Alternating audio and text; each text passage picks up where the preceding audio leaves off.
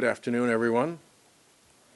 I'm delighted to welcome Leader Jeffries here, and very shortly Speaker Emerita Pelosi will be joining us as well to talk a little bit about the climate situation and the failure of the United States to be present at the Conference of the Parties in Belém, Brazil, other than yours truly. I'm not only grateful to the leader and the speaker for being here, but my travel there was facilitated by the Sustainable Energy and Environment Coalition, which is a House organization that helped get me there, because for the first time in CODEL history that I'm aware of, the State Department refused to support or facilitate my travel or my credentialing. My credentials don't say United States of America. They say Global Legislators Organization for a Balanced Environment, GLOBE, because the State Department refused to support this. That's how bad the Trump administration has become. I went there to make 4 points. One, Trump does not represent the United States of government on matters related to climate. He represents the fossil fuel industry, and specifically his big billionaire fossil fuel donors when it comes to climate matters. The United States is still very solid on climate action. He just has chosen to represent his crooked billionaire donors. The second is carbon pricing is essential. The good things that have come out of COP so far mean that the plane crashes higher up the mountain.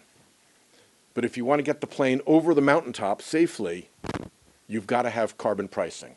And the best carbon pricing on the planet right now is the Carbon Border Adjustment Mechanism in the European Union. And my mechanism was to stand fast against any Trump attacks and be ready to stand against them when they come. The third is that we are seeing globally signs of the great climate insurance collapse. It's been warned of in the United States now by the Federal Reserve, by Aon Insurance, by the Freddie Mac, the chief economist.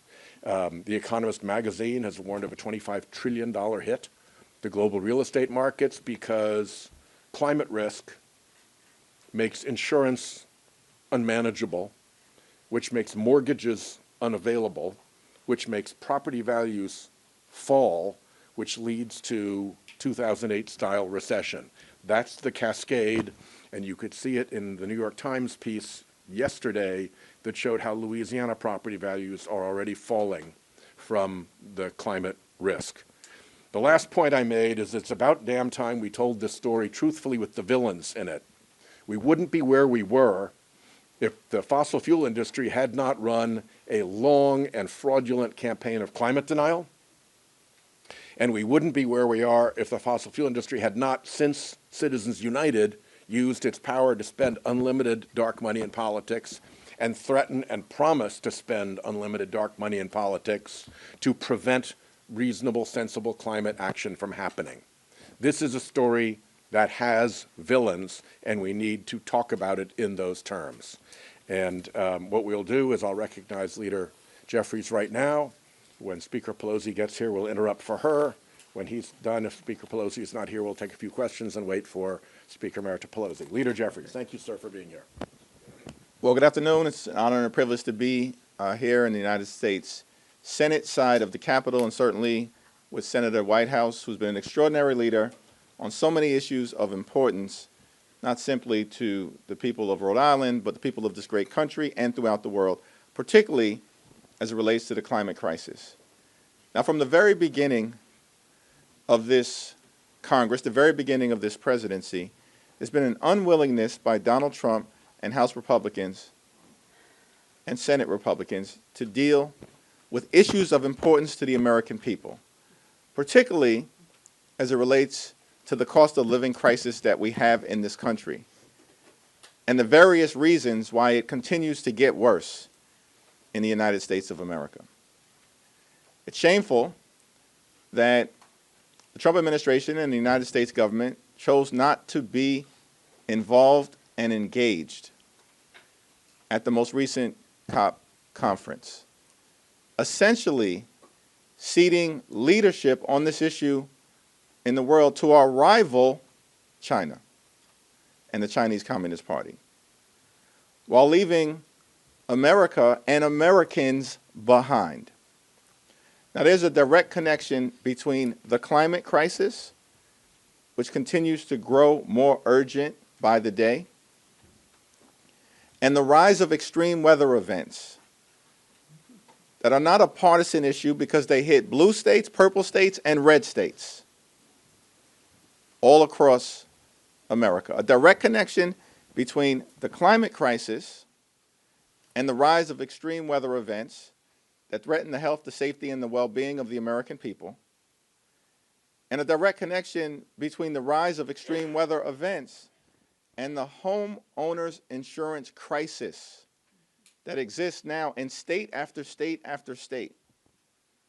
Homeownership has become unaffordable in far too many places, ripping away the possibility of home ownership for millions of Americans. And we know that home ownership has always been central to the great American dream. And so it's incredibly important that we deal with the climate crisis because there is only one Earth. There is no planet B. We have no other option. We have to deal with protecting God's green Earth. But we also should deal with the climate crisis because the absence of doing it causes life in America to just continue to become more unaffordable, particularly in this instance as it relates to both the home insurance crisis and the rise in electricity costs and utility bills all across the country because of the administration's assault on the progress that was made related to standing up a clean energy economy under the leadership of Speaker Pelosi, Senator Whitehouse, Democrats in the House and the Senate, and of course, the Biden administration. Republicans have taken a sledgehammer to the clean energy economy, which hurts our ability to both deal with the climate crisis and hurts our ability to drive down costs for everyday Americans. And I look forward to the continued leadership of Senator Whitehouse and, of course, the continued leadership on this issue by our Speaker Emerita, Nancy D'Alessandro Pelosi, who has been a champion on so many issues for the children, of course, at all times, for the country, the Constitution, the Congress, and, of course, decisively for the climate. It's now my honor to yield to Speaker Pelosi. Thank you very much, Mr. Leader. I almost called you Mr. Speaker. Just a few more months. Thank you. Thank you, Senator Whitehouse, for hosting us here today, but also for your tremendous leadership on the ongoing, your relentless, persistent determination to save the planet for the children. And I saw some of it on my phone that you presented, your visit to Brazil. And I want to associate myself with the remarks of the distinguished House Democratic leader, Mr. Jeffries, because he put it all in perspective from being God's creation to the kitchen table of the American people in terms of the cost. One other part of it that he referenced in terms of natural disasters cost people, family, life, livelihood, character of their communities, but also cost the national treasury hundreds of billions of dollars to make up for this. So what is the point of this, except that they're in the pocket of the fossil fuel industry? We're there to use every resource we have to save the planet, to make things affordable for people. My invitation to be here was to talk in a little bit of a historic thing. My first COP, it was so early they didn't even call it COP. It was 1992 in Brazil. Our delegation was led by Senator Al Gore. While we were there, he made one of the most spectacular Save the Planet speeches you ever heard, right after the Dalai Lama. It was a religious and a scientific meeting in Brazil. Then we couldn't find him. We were supposed to all have dinner. We couldn't find him. He was called away by Bill Clinton to ask if he wanted to be Vice President of the United States. So that's just placing it in time and history. I just left Al Gore at the funeral of Dick Cheney, and in those days, this was not, we had bipartisan delegation to go to some of these meetings. That was then, and this is now. This is so important to our society, it's a challenge of a generation. This issue is, of course, a values issue. That's been said again and again. But let's start with it's a health issue for our children, clean air, clean water, just saving the planet for them. It's an economic issue in terms of green technologies and for us to be preeminent in the world instead of cutting off the funding for tax credits that enable us to be that, as they are doing with the IRA bill. It's a security issue. Security issues, we go around the world and study migration and the rest, much migration, especially from, well, the Northern Triangle in Central America. Many people were coming to the United States because of drought. They couldn't farm, and they didn't have food that they were growing for themselves. So it's a migration issue, and a migration issue is a security issue. So it's health, it's economic, it's a security issue because, well, we have the encroachment of deserts, the rising of the sea levels, the droughts, floods, everything else that goes with it, as the distinguished leader mentioned, that so many of the natural disasters. And it is a values issue, as was mentioned.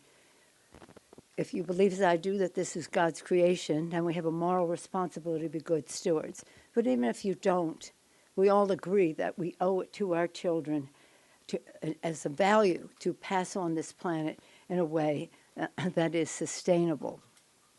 And they have no belief in science. That it's the strangest thing. If science says this is what is causing the more intensity of storms and the rest of that, and government says we should do this, they don't believe in science, and they don't believe in governance. So two no's do not make a right. So we have a real problem here. And I will just close, did I say that already? By saying this. On this subject, and you both have taken us to this place, we have to have truth. We have to have truth in how this is all presented. That's not what they're doing. And we have to have trust in the policies, in the appeal that we're making to the American people to understand the connection of their kitchen table, their energy bills, and the rest. Second, in closing, when I was Speaker the first time, this is my flagship issue, President Bush was president, we passed the most fantastic energy bill working together. He wanted nuclear, I wanted renewables. We had a big celebration and a very big bill. President Bush, Nancy Pelosi as Speaker. And of course, we then went from energy, which is part of the climate issue, but then to the climate bill and passed the climate bill in the House. We couldn't get it passed in the Senate. It was, filibuster, don't want to go into that. But then, under President Biden, we were able to do that with the IRA legislation. So progress has been made. Now they're pulling it back. And why? Because it doesn't even go through the brain. Just the money goes in the pocket, the vote goes on the board, and the president insists on it. With that, I yield back. Questions? My question is for Speaker Emerita Pelosi. The Trump administration has repeatedly undercut efforts to address climate change, including removing the United States from the Paris Climate Accord and more recently, obviously, not offering any U.S. representation to COP30. Do you think that any efforts to ameliorate the climate crisis could be made under this administration? Well, I'm going to yield to you because you just came back and you saw the enthusiasm that 80 countries had that. I think it's going to be difficult. But I think the more the spotlight goes onto the Trump administration for its corruption, for the fossil fuel industry, for his donors. And the more we can compare that corruption and the terrible policy that it creates against where the American people want to be, it creates another wedge between the Trump administration and the people. And as particularly our House colleagues come to the November election, that wedge between the Trump administration and the people begins to have a big effect in those elections.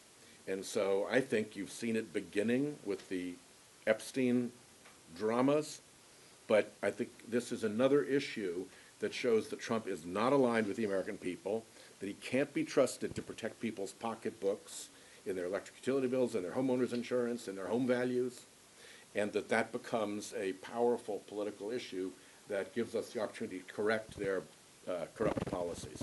I would add that mobilization has been my own thing. I say inside maneuvering to get things done, but outside mobilization makes it all the better. And the outside mobilization on this issue among young people is very vital, to the point that the distinguished senator made about us winning the House. When Speaker Jeffries takes over, we won't be able to get new legislation because doubtful that there's an understanding of truth and trust on this subject in the White House. But we will be able to hold in check some of those things. And on that point, I yield to you. Well, I associate myself with everything that Speaker Emerita Pelosi and Senator Whitehouse have said.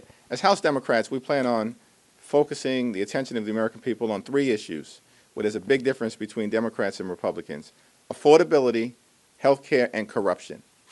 And in this particular space, as it relates to dealing with the climate crisis, a corrupt bargain has been struck, as Speaker Pelosi indicated, between these outside special interests, Donald Trump, and Republicans in the Congress, which is why there's no action in dealing with the climate crisis, because they are following the perspectives of GOP big donors. That's corruption in real time, and it's having an adverse impact on the American people. Yeah, to Leader Jeffries and Speaker Emerita Pelosi, it seems like in recent months, climate has sort of fallen lower on the list of talking points that Democrats here in Congress are bringing up. How do you think you can, if at all, keep focus on this issue? I don't think that's the case at all. Affordability is the issue, and this is an affordability issue in every way, in terms of jobs, in terms of cost of living, and the rest. And also in terms of education, STEM, training young people for the future. That's who we are. But I will say this, just to that point in the previous question. Donald Trump is the worst president of the United States for America's children.